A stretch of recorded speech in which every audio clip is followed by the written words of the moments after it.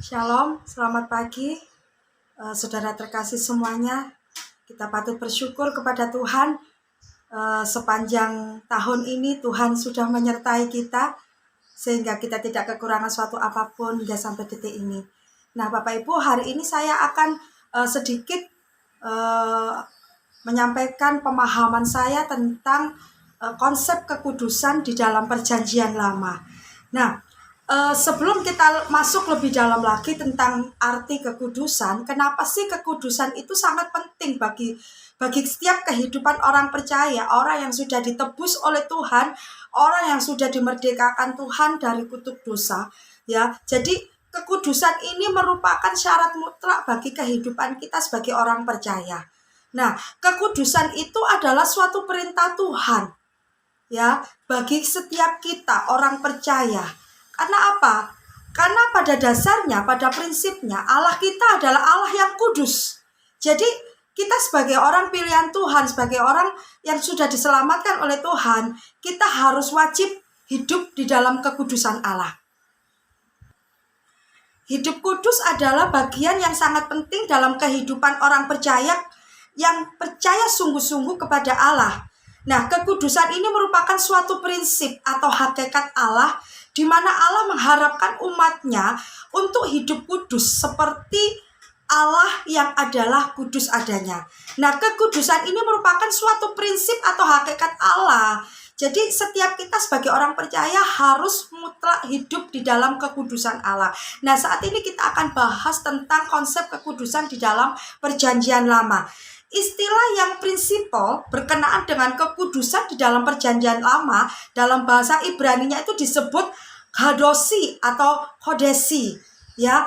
Kalau dalam Perjanjian Baru atau bahasa Yunani-nya itu disebut sebagai hagios. Nah, kedua kata tersebut diterjemahkan secara lazim yang berarti kudus, walau terkadang diterjemahkan juga dengan kata suci. Nah, istilah kudus ini apabila yang dipikirkan adalah kualitas hakikinya Tuhan dan manusia. Sementara istilah suci dipakai apabila menekankan akibat, ya, dari sikap yang menjurus kepada kesucian. Nah, istilah kadosi ini, Bapak Ibu, dapat diartikan sebagai sesuatu yang terpisah atau dikhususkan atau terpotong dari, ya, digunakan terhadap keadaan terlepasnya seseorang atau suatu benda supaya Tuhan bisa memakainya, dan dengan demikian terhadap keadaan orang atau objek yang dilepaskan itu.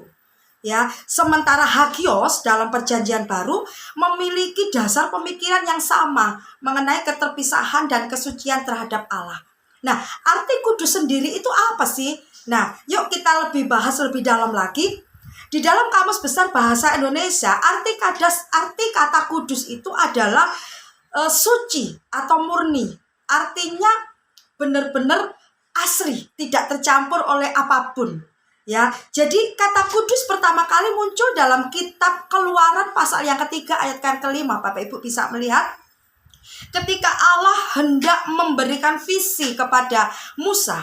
Nah, kata kudus ini terdapat 776 kali di dalam Alkitab, Bapak Ibu, ya. Sebenarnya hanya Allah yang kudus. Ya, ia adalah suatu misteri yang menggentarkan dan menakjubkan. Ia sama sekali berbeda dengan manusia karena ia adalah Maha Kudus. Ya, kita bisa melihat di dalam Yesaya pasal 6 ayat 3 dan 5. Sekaligus merupakan sumber kesempurnaan rohani dan moral. Ya, di dalam Perjanjian Lama yang termasuk di dalam kesucian ini kita bisa melihat di dalam Imamat pasal 17 sampai pasal yang ke-26. Ini menjadi pegangan sekaligus menjadi ajakan bagi orang-orang Israel untuk menjadi kudus. Kenapa? Karena Allah mereka adalah Allah yang kudus. Ya, kita bisa lihat di dalam Imamat pasal 19 ayat yang kedua dan Imamat pasal yang ke-20 ayat yang ke-26. Nah, selain benda, tempat untuk upacara, Bapak Ibu, ya, kitab suci, hukum, dan perjanjian juga dapat disebut sebagai kudus sejauh itu dikuduskan dan disucikan bagi Allah. Nah, dalam bahasa Ibrani asli, kata yang dekat dengan kudus adalah kata haram, yang artinya dari apa yang dilarang. Nah, mari kita lihat sekarang kekudusan Allah di dalam perjanjian lama, Bapak Ibu ya. Nah, kudus ini menggambarkan transendensi Allah. Ya, sekali lagi, kudus itu menggambarkan transendensi Allah, Yahweh, karena kekudusannya berdiri bertentangan dengan ilah-ilah, Bapak Ibu. Kita bisa melihat di dalam Keluaran pasal 15 ayat yang ke-11. Demikian juga dengan seluruh ciptaan. Ya, Yesaya 40 ayat yang ke-25. Sifat Allah yang paling khas di dalam perjanjian lama adalah kekudusannya, Bapak Ibu ya. Walaupun bangsa-bangsa, benda-benda dan tempat-tempat, Bapak Ibu ya, yang disebut kudus, tetapi ini hanyalah dalam artian dikhususkan bagi Allah. Ya, sebenarnya hanya Allah lah yang kudus. Kekudusan itu berarti bahwa Dia atau Allah kita betul-betul murni dalam sikap dan pikiran. Nah, bagaimana dengan Bapak, Ibu, dan saudara semuanya? Ya, yuk kita sebagai orang yang sudah dikuduskan oleh Allah, yang merupakan hidup kudus itu merupakan suatu perintah Allah.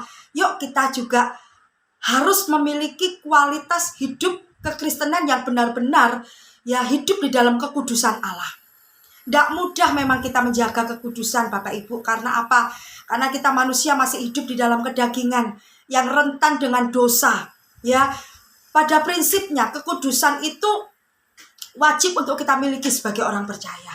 Nah, saya melihat bahwa akhir-akhir ini banyak sekali orang-orang percaya, orang-orang Kristen yang menyalahartikan, bahkan tidak lagi memperdulikan ya akan kekudusan hidup mereka.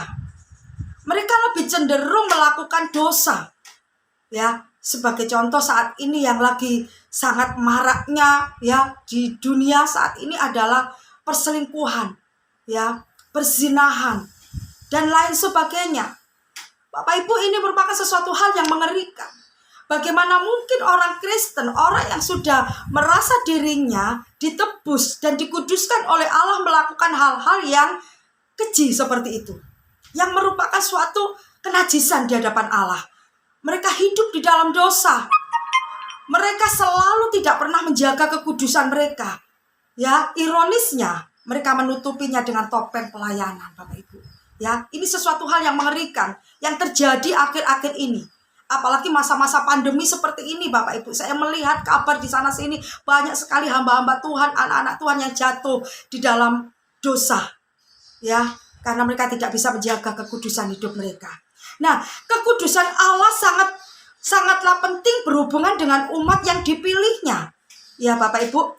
Artinya di sini adalah pemilihan atau perjanjian itu adalah ungkapan unik untuk tentang kekudusan Allah. Karena Allah itu adalah kudus, maka Allah juga menuntut umatnya untuk hidup kudus. Kita bisa lihat di dalam Imamat 11 ayat 44, Bapak Ibu ya.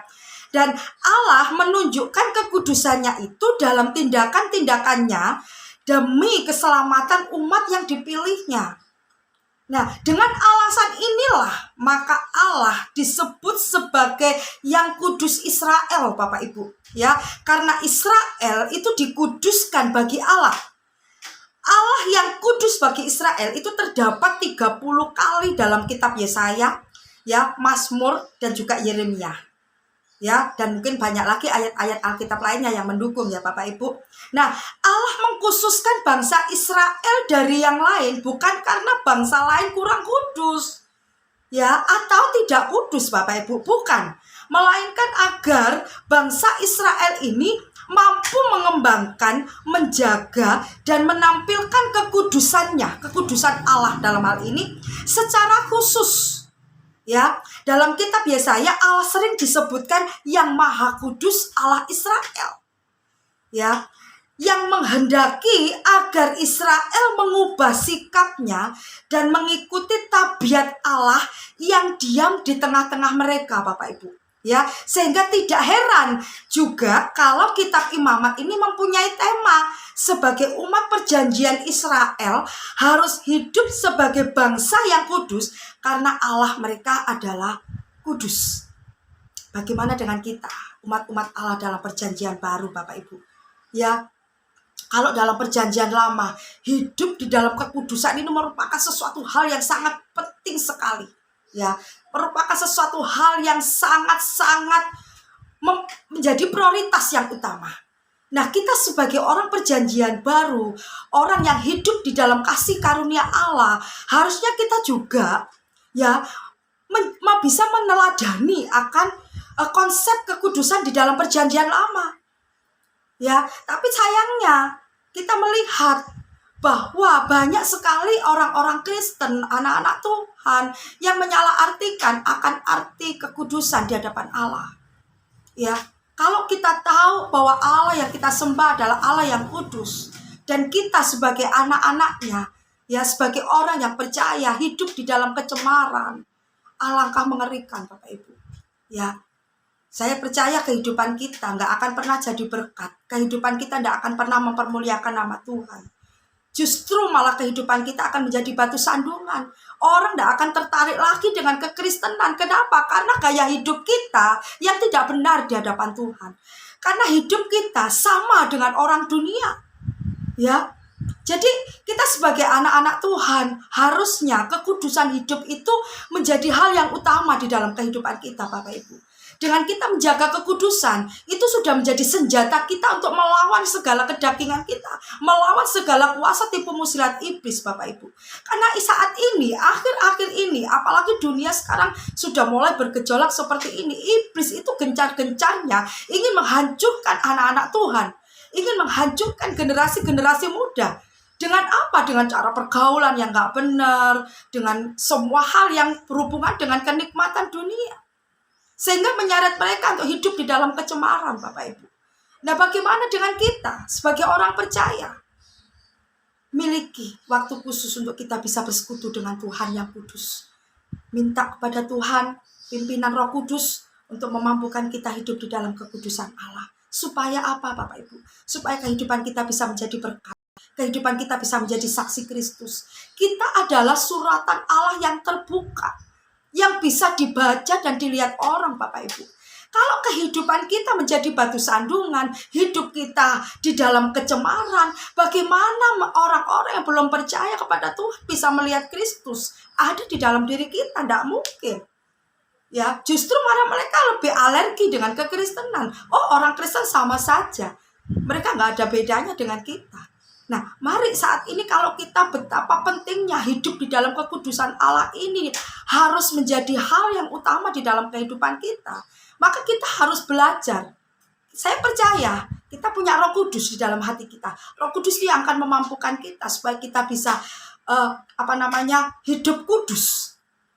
Ya, hidup kudus sampai nanti kita akan disempurnakan.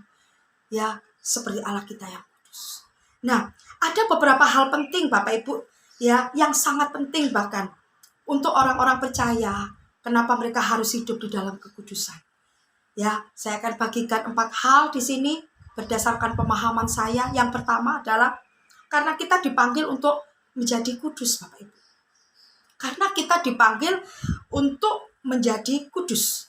Kita bisa baca di dalam Keluaran pasal 19 ayat yang ke-6, Imamat 20 ayat yang ke-26 dan 1 Petrus 2 ayat yang ke-9. Dikatakan Allah memanggil kita bukan untuk melakukan apa yang cemar, melainkan apa yang kudus. Manusia tidak hanya dipanggil, tetapi juga dipilih, dikhususkan, disucikan, dan dipisahkan untuk menjadi suatu umat yang kudus bagi Allah. Ini sesuatu hal yang luar biasa, Bapak Ibu. Menjadi sesuatu hal yang luar biasa buat kita. Kita nggak hanya orang-orang yang dipanggil, tetapi kita adalah orang-orang yang dipilih oleh Allah. Kalau kita merasa adalah orang yang sudah dipanggil dan dipilih oleh Allah, maka kita harus bisa ya menjadi seperti Kristus. Salah satu sifat Allah itu ya khususnya di dalam kekudusan itu harus ada di dalam diri kita. Tadi dikatakan di sana bahwa Allah memanggil kita itu bukan untuk melakukan apa yang cemar, tetapi apa yang kudus. Supaya kita menjadi suatu umat yang dikuduskan oleh Allah, bagi Allah.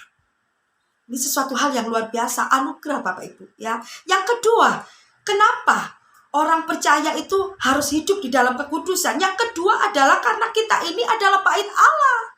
Hidup kita adalah bait Allah. 1 Korintus 3 ayat 16. Bait Allah ini merupakan suatu tempat yang kudus dan hadirat Allah akan hadir di dalamnya, Bapak Ibu.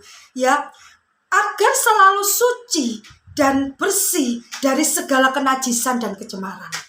Ya, untuk itulah kita seharusnya bisa memelihara tubuh kita yang merupakan bait Allah yang hidup itu, Bapak Ibu. Ya, ada berbagai macam bentuk contoh kok, Bapak Ibu. Ya, kita belajar untuk hidup kudus di hadapan Tuhan, menjaga kekudusan hidup kita. Kenapa? Karena kita adalah bait Allah. Yang ketiga adalah kita adalah anak-anak Tuhan, anak-anak Allah yang dipilih. Kekudusan menunjukkan kita itu sebagai anak-anak Allah. Karena salah satu sifat Allah itu adalah kudus. Makanya kita harus hidup kudus. Matius pasal yang kelima ayat yang ke-48.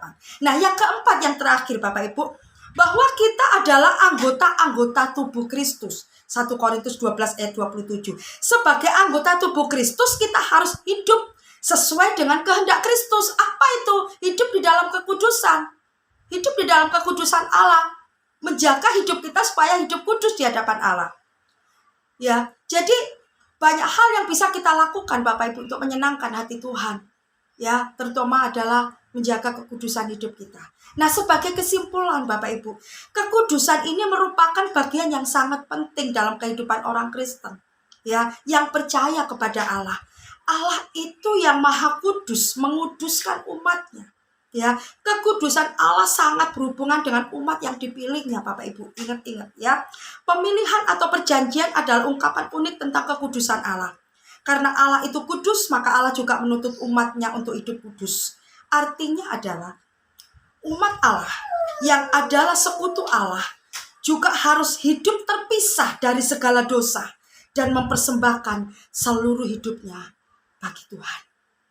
Nah, pertanyaan kita saat ini, sudahkah kita hidup di dalam kekudusan Allah? Jika belum, yuk mulai hari ini kita mengambil satu komitmen di hadapan Tuhan supaya kita mau belajar hidup kudus sampai nantinya kita disempurnakan oleh Tuhan. Demikian yang menjadi pemahaman tentang konsep kekudusan di dalam Perjanjian Lama. Kiranya apa yang pemahaman yang sudah saya sampaikan bisa menjadi berkat dan menjadi satu sukacita buat kita semuanya. Tuhan Yesus memberkati. Amin.